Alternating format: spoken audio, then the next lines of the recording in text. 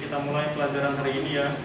Ya, Pak. Oke, untuk mengawali kegiatan pada pagi hari ini, Bismillahirrahmanirrahim. Assalamualaikum warahmatullahi wabarakatuh. Waalaikumsalam warahmatullahi wabarakatuh. Untuk ketua kelas silahkan pimpin doa. Anggit, pimpin doa. Siap.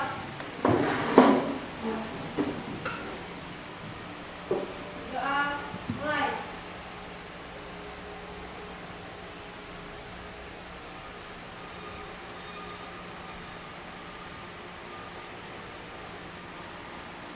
Misalnya beri salam. Oke, selamat pagi. Untuk kegiatan hari ini kita langsung ke poinnya ya. Jadi kita langsung presentasi yang kemarin Bapak kasih tugas. Jadi untuk hari ini kita presentasi dua kelompok, kelompok 1 dan kelompok 2. Kelompok 1 sudah siap ya? Oke, sudah siap. Kelompok 2 sudah? Oke. Untuk kelompok 1 terlebih dahulu, jadi untuk materinya sejarah masuknya Islam di Indonesia ya. Oke, sebentar.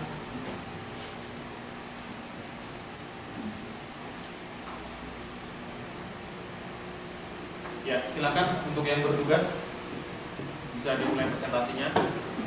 Bisa pakai laptop saya aja ya. Untuk berkasnya kan sudah kalian kirim ke WA Bapak, ini sudah saya save di sini.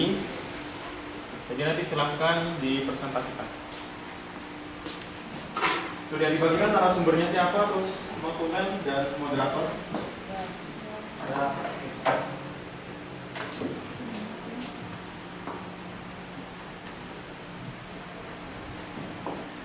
Oke, silakan dimulai.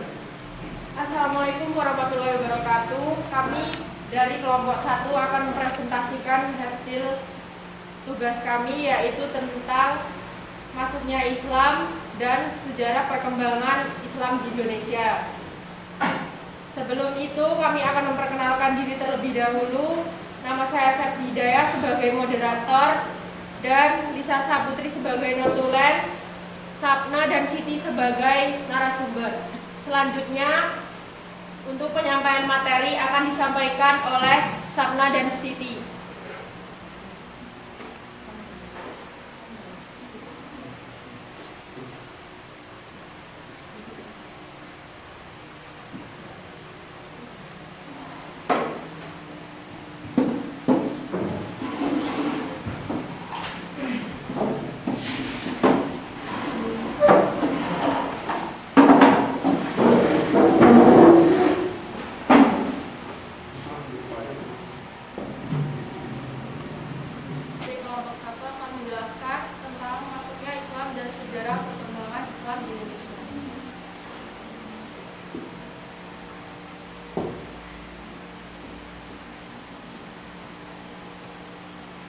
Teori masuknya Islam ke Indonesia.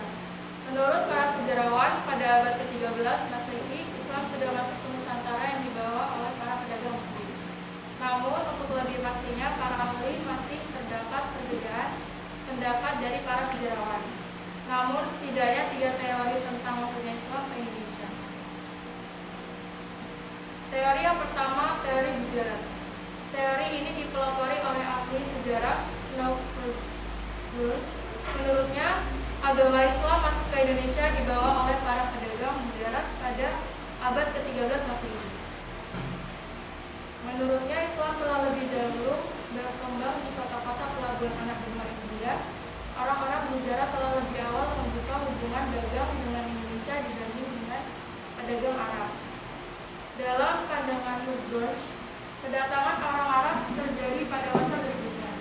Orang-orang Arab yang datang ini kebanyakan adalah keturunan Nabi Muhammad SAW yang menggunakan gelar Sayyid atau Syarif di depan.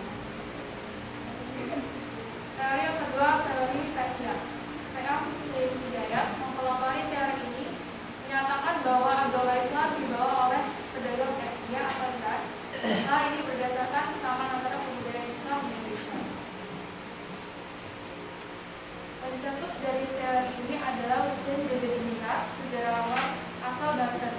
Dalam memberikan argumentasinya, Husein lebih menitikberatkan analisisnya pada kesamaan budaya dan tradisi yang berkembang antara masyarakat Parsi dan Indonesia. Tradisi tersebut antara lain tradisi merayakan 10 Muharram atau Asyura sebagai hari suci kaum Syiah atas kematian Husain bin Ali, cucu Nabi Muhammad, seperti yang berkembang dalam tradisi tabu di Pariaman di Sumatera Barat. Teori yang ketiga, teori Mekah. Teori ini menyatakan bahwa Islam masuk ke Indonesia langsung dibawa oleh para pedagang Mekah. Teori ini berlandaskan sebuah berita di Cina yang menyatakan jika pada abad ke-7 sudah terdapat perkampungan Muslim di pantai barat Sumatera. Tokoh yang memperkenalkan teori ini adalah Haji Abdul Qarim Amrullah atau Hamka, salah seorang ulama sekaligus sastrawan Indonesia. Menurutnya, motivasi awal perdagangan orang Arab tidak dilandasi oleh nilai-nilai ekonomi, melainkan didorong oleh motivasi spirit penyebaran agama Islam. Dalam pandangan Hamka, jalur perdagangan Indonesia dengan Arab telah berlangsung jauh sebelum Tarik Masehi. Bisa dilihat ini jalur masuknya Islam di Nusantara.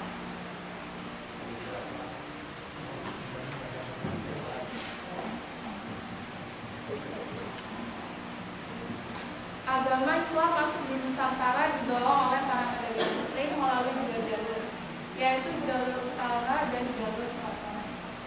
Melalui jalur utara dengan rute Arab yaitu Makkah dan Madinah, kemudian Damaskus, kemudian Baghdad, kemudian Gujarat atau pantai barat India, kemudian Nusantara.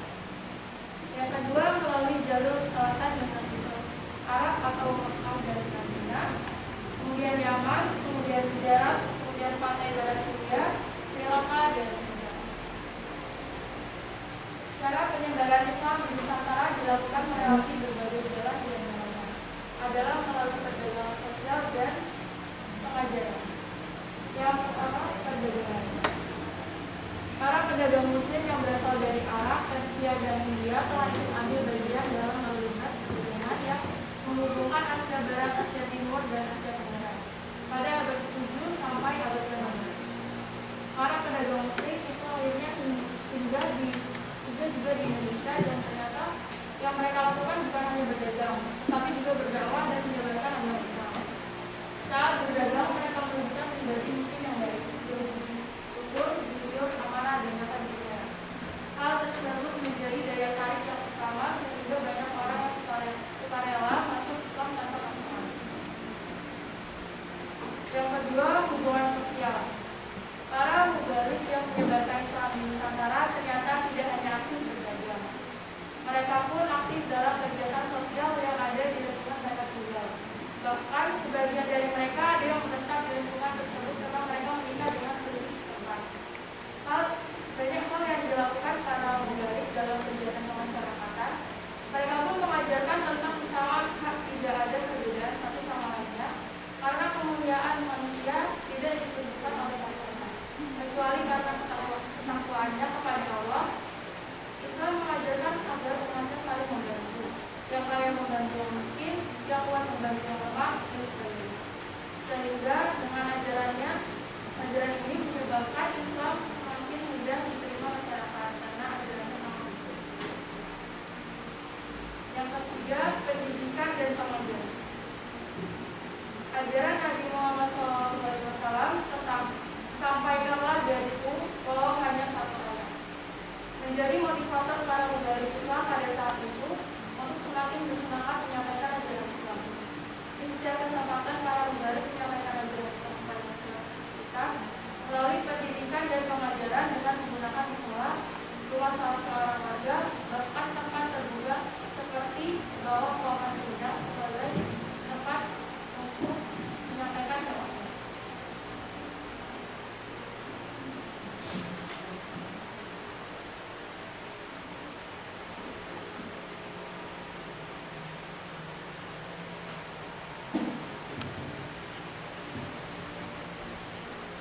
Sejarah beberapa kerajaan Islam di Jawa, Sumatera, dan Sulawesi.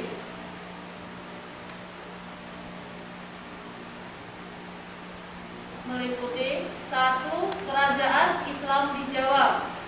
Penyebaran Islam di Pulau Jawa ditunjukkan dengan berdirinya beberapa kerajaan Islam. Di antaranya adalah 1. Kerajaan Islam Demak. Kerajaan Islam di Jawa yang pertama adalah Kerajaan Demak di wilayah pantai utara Jawa. Kerajaan Demak berdiri pada abad ke-16 1500 sampai 1550 Masehi. Pada masa itu, Demak merupakan pelabuhan laut yang maju. Proses Islamisasi Jawa hingga mencapai berdirinya Kerajaan Islam Demak dipercepat oleh kemunduran Kerajaan Majapahit. Raja pertama Demak adalah Raja Fatah, putra Raja Majapahit yang terakhir. Sejak Kerajaan Demak berdiri, wilayahnya mencakup daerah Jawa Barat pesisir utara, terutama Cirebon yang di masyarakatnya beragama Islam. Setelah Raden Fatah meninggal, tahta kerajaan dilanjutkan oleh Pati Unus, Pangeran Sabrang Lor. Yang kedua, Kerajaan Banten. Raja pertamanya adalah Sultan Hasanuddin. Pada masa pemerintahannya, Banten menjadi kota perdagangan yang ramai dan merupakan pusat penyebaran agama Islam. Sultan Maulana Hasanuddin memperluas kekuasaannya sampai Jayakarta, Lampung, dan Bengkulu. Pada tahun 1570 Masehi, Sultan Maulana Hasanuddin wafat, kemudian diganti oleh putranya yang bernama Maulana Yusuf. Ia memperluas daerahnya hingga Pajajaran, yang saat itu masih memeluk agama Hindu. Kerajaan Islam di Sumatera. Beberapa kerajaan juga berdiri di Sumatera, diantaranya adalah 1. Kerajaan Samudra Pasai. Kerajaan ini adalah kerajaan Islam yang pertama kali berdiri di Indonesia. Terletak di pesisir timur Aceh, tepatnya di Lok Soumawe dan Aceh Utara sekarang. Kerajaan ini didirikan pada abad ke-8 oleh Marah Selu dan Marah Sile yang bergelar Sultan Malik As-Saleh. Hal ini didukung adanya nisan kuburan yang bertuliskan Sultan Malik As-Saleh bertahun 696 H sampai 1292 Masehi. 2. Kerajaan Malaka. Menurut sejarah, kerajaan ini didirikan oleh seseorang bangsawan yang masih keturunan Majapahit yang bernama Paramisora. Setelah beliau masuk Islam dan menjadikan agama Islam menjadi agama kerajaan, beliau menggunakan nama dengan gelar Sultan Muhammad Shah. Dan dimulai saat itu, Malaka menjadi pusat perdagangan Asia Tenggara dan pusat penyebaran Islam. Dari Malaka, Islam berkembang di Kepulauan Nusantara, bahkan sampai ke Brunei dan Filipina Selatan atau Mindanao. Yang ketiga, Kerajaan Aceh. Raja pertamanya adalah Sultan Ali Mukhayat Shah. Adapun masa kejayaannya terjadi pada masa pemerintahan Sultan Iskandar Muda 1607 sampai 1636 Masehi. Hampir 2/3 pulau Sumatera menjadi wilayah Aceh. Pada masa ini juga hidup seorang ulama yang bernama Nuruddin Ar-Raniri. Beliau mengarang sebuah buku sastra yang bernilai tinggi dengan judul Bustanus Salatina atau Taman Raja-Raja. Buku ini terdiri atas 7 jilid berisikan sejarah tanah Aceh dalam hubungan dengan sejarah Islam. Kerajaan Islam di Sulawesi. pada abad ke-16, Islam telah masuk ke Sulawesi yang dibawa oleh Datuk Tribandang dari Sumatera Barat. Daerah yang mula-mula masuk Islam di Sulawesi adalah Goa, sebuah kerajaan di Sulawesi Selatan. Banyak faktor yang memudahkan Islam masuk ke Indonesia, di antaranya adalah: 1. Islam adalah agama yang tidak mengenal kasta, sehingga bisa diterima oleh semua lapisan masyarakat, besar, kecil, kaya, miskin, rakyat maupun pejabat. 2. Para dai dan mubalik dalam kehidupan sehari-hari menunjukkan sikap teladan, pandai menyesuaikan diri di dalam masyarakat. 3. Setelah berdiri kerajaan Islam di Nusantara, para rajanya sangat aktif dalam penyebaran agama Islam kepada rakyatnya. Cukup sekian, terima kasih. Dari penjelasan masuknya Islam ke Indonesia itu ada beberapa kesimpulan. Di antaranya, masuknya agama Islam ke Indonesia melalui 2 jalur, yaitu jalur utara dan jalur selatan, dan diikuti oleh beberapa teori, di antaranya teori Gujarat, teori Mekah, dan teori Persia. Mungkin hanya itu yang bisa kami sampaikan. Selebihnya saya sampaikan ke moderator. Itu tadi penyampaian dari kami. Jika ada yang bertanya, dipersilakan.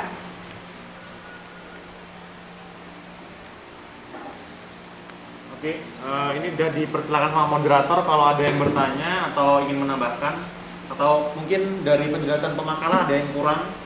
Ya, silakan. Ada yang bertanya? Ya, Swani. Berdiri dulu. Boleh berdiri, sebutkan namanya. Nanti biar dicatat sama notulen. Ya, sebelumnya perkenalkan, nama saya Muhammad Rifani. Di sini saya akan bertanya yang sebelumnya tadi sudah disampaikan materi tentang masuknya Islam ke Indonesia, dan Anda sudah menjelaskan tentang beberapa teori tentang masuknya Islam ke Indonesia. Pastinya teori tersebut memiliki bukti ilmiah yang dapat diterima sebagai teori yang masuk akal. Pertanyaan saya, sebutkan satu bukti dari teori Gujarat. Terima kasih. Satu pertanyaan, ada lagi yang ingin bertanya? Ya. Maka nama saya Adi Chandra Pratama. Saya ingin bertanya, apa yang membedakan masuknya Islam ke Indonesia dengan masuknya Islam ke negara lain? Terima kasih. Untuk pertanyaan pertama dan kedua akan disampaikan oleh narasumber. Oke, izin menjawab untuk pertanyaan yang pertama. Bentuk ilmiah dari teori Gujarat adalah batu nisan milik Sultan Malik Al-Saleh dan Sultan Samudra Pasai yang wafat tahun 1297 yang bercorak Gujarat. Ini adalah salah satu bukti yang kuat bahwa Gujarat merupakan salah satu wilayah di India yang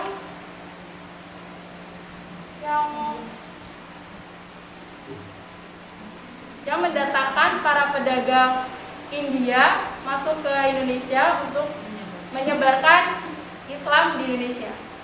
Terima kasih. Itu tadi jawaban untuk pertanyaan pertama. Apakah sudah cukup jelas? Selanjutnya untuk pertanyaan kedua akan dijawab oleh narasumber. Ya, untuk pertanyaan kedua, yang membedakan masuknya Islam di Indonesia dengan beberapa wilayah atau negara lain di dunia adalah Islam masuk ke Indonesia melalui perdagangan Gujarat, Mekah, dan Persia, bukan dengan cara penaklukan wilayah atau jihad. Memperluas kekuasaan Islam dan seperti masuknya Islam di Eropa, yaitu masa dinasti Umayyah. Cordoba menjadi pusat keahlian saat itu, di mana lokasinya berada di Spanyol, yang sebelumnya Spanyol sebagai basic kekuasaan Nasrani waktu itu. Demikian, terima kasih. Itu tadi jawaban pertanyaan kedua. Apakah sudah cukup jelas? Jelas. Semuanya jelas nggak kira-kira? Jelas. Ada pertanyaan lain atau misalnya ada yang menambahkan? Kalau sudah cukup bisa ditutup. Moderator. Demikian presentasi dari kami. Apabila ada salah kata, kurang lebihnya kami mohon maaf. Saya akhiri. Wassalamualaikum warahmatullahi wabarakatuh.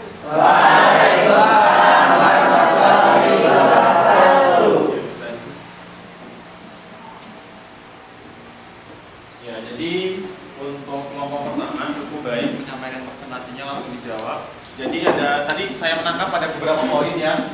Yang pertama tentang apa tadi Ivan? Oh, teori ya. Jadi bukti ilmiah dari teori Gujarat. Jadi kalau namanya teori kan beda sama praktek ya. Kalau praktek kan pasti kita udah tahu nih bentuknya kayak mana. Tapi kalau teori, misalkan kayak teori Big Bang, terciptanya alam semesta, itu harus ada bukti ilmiah yang mendukung. Nah, ini teori Gujarat apa sih yang mendukung? Salah satunya itu batu nisan dari Sultan Malik Saleh dan dari Sultan Samudra Pasai, di mana batu nisannya itu dan batu nisan beliau itu bercorak khas dari Gujarat. Jadi kan Gujarat ini kan sebagai salah satu wilayah yang mendatangkan para pedagang ya, para pedagang. Jadi mereka itu berdagang sutra. Zaman dulu kan sutra, apalagi ya mungkin kayak barang makanan, kerajinan. Jadi selain mereka itu memperkenalkan, menyajikan dagangan mereka khas India, mereka itu sambil menyebarkan agama. Ya. Terus tadi dari Ade Chandra itu kan tadi pertanyaan apa tadi? Apa yang membedakan masuknya Islam ke Indonesia? Nah, apa yang membedakan masuknya Islam ke Indonesia dan negara atau di wilayah lain? Jadi Indonesia ini kayaknya nggak cuma Indonesia ya.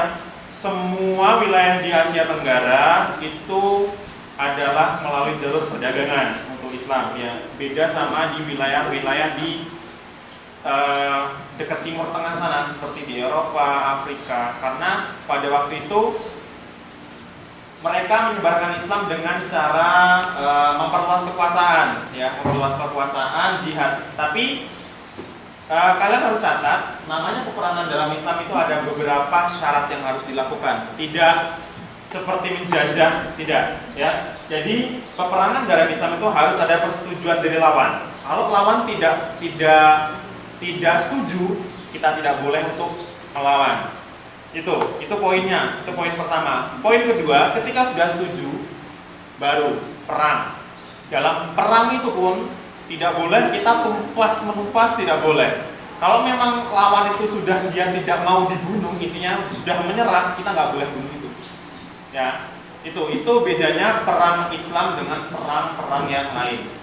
Ketika sudah menaklukkan, itu kan biasanya banyak yang berlindung ya. Yang perangan itu kan pasti kan para kesatria waktu itu, para kaum Adam, laki-laki, perempuan, anak-anak itu mereka berlindung di, biasanya kalau misalkan zaman dulu itu seperti rumah ibadah mereka gitu kan, atau di balai-balai kampung mereka gitu. Jadi ketika itu kita tidak boleh bunuh anak dan istrinya.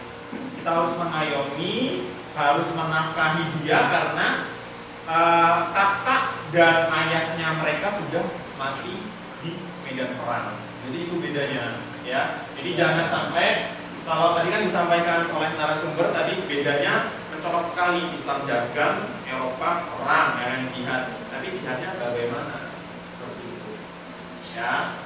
Jadi terus tadi kan basic Nasrani. Jadi memang waktu zaman dahulu Eropa dikuasai oleh kekuasaan Nasrani yang begitu kuat dan begitu kental, dan ajaran mereka itu kan hampir sama dengan ajaran kita. Jadi kan pada waktu itu memang terjadi sedikit gesekan. Jadi memang wajar dan memang sangat-sangat wajar ketika Islam memperluaskan kekuasaannya sampai ke Spanyol, kerajaan-kerajaan Nasrani waktu itu sedikit takut seperti itu. Begitu juga sebaliknya, ketika pasukan Nasrani merebut tanah Palestina dari kaum muslimin, waktu itu kerajaan Romawi kalau nggak salah, nah itu Islam juga sempat genting. Ya. Jadi bagaimanapun kita harus menghargai kepercayaan mereka selagi mereka tidak mengganggu. Oke, ada yang ingin bertanya atau ingin membahas tentang topik ini? Dan cukup? Cukup ya. Oke, kita lanjut. Ini kelompok 1 sudah, lanjut ke kelompok 2. Kelompok 1 dan kelompok 2 sudah menyampaikan materinya. Jadi langsung, ini kan langsung pindah pelajaran ya, kalian mau ke lab. Jadi sebelum mengakhiri kegiatan ini, mari kita berdoa. Semoga ilmu yang didapatkan pagi ini berkah. Oke, silakan ketua kelas dipimpin doanya.